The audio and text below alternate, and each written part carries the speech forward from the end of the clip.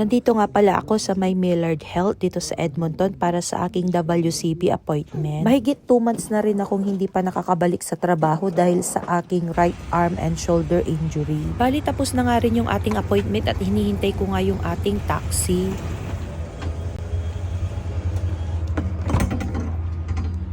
Hi. Sorry? You are going south side. South side, yeah. Orchards Boulevard? Orchard Boulevard. Yeah.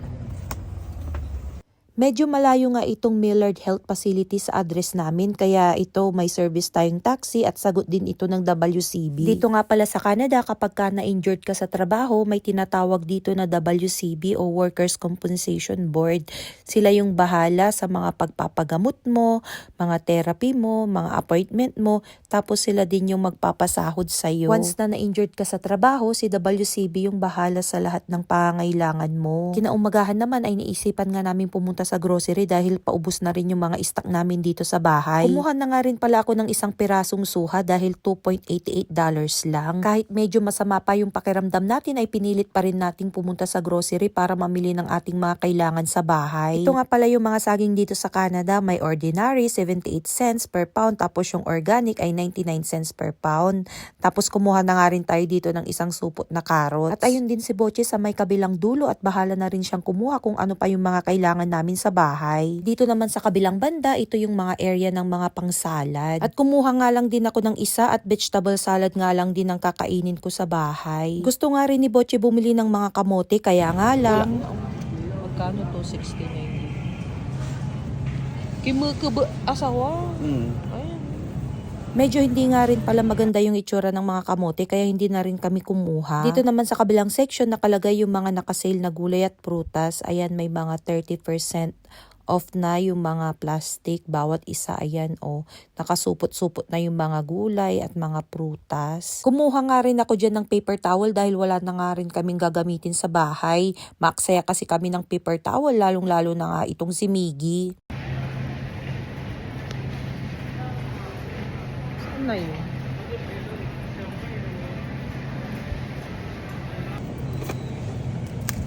Minute. Marami sila dito, oh.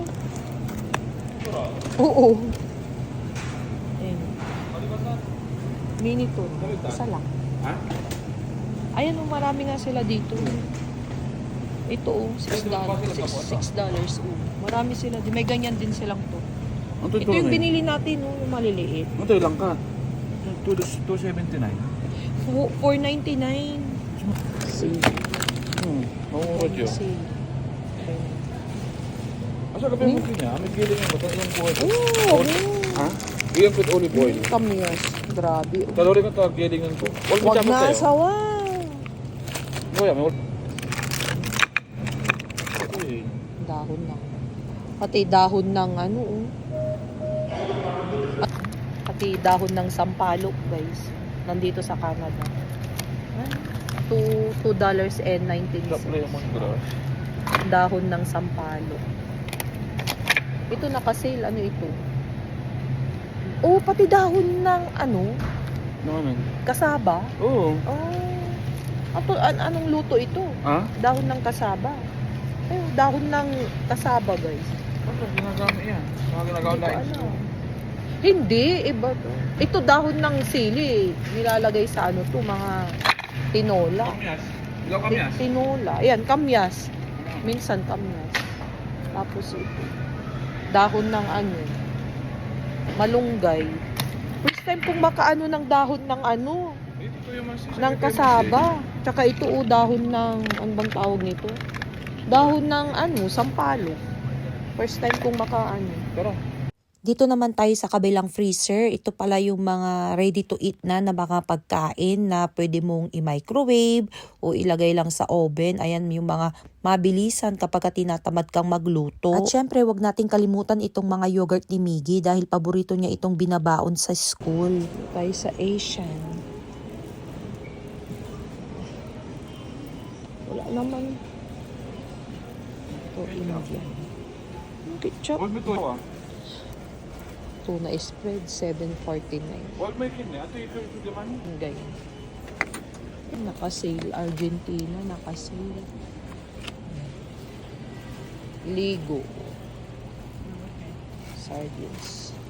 Ayun at tapos na nga rin kami mag-grocery at nandito na nga rin kami sa may cashier. At sa mga hindi pa nakakaalam, dito nga sa Canada ay hindi uso ang bagger dito. Ikaw mismo ang maglalagay ng mga pinamili mo sa iyong lalagyan. O siya guys, hanggang dito na lang yung video natin ngayong araw at huwag niyong kalimutang i-follow, i-like and share ang ating Facebook page at pakisubscribe na rin ang ating YouTube channel, Ina and Miggy. Thank you guys! Bye!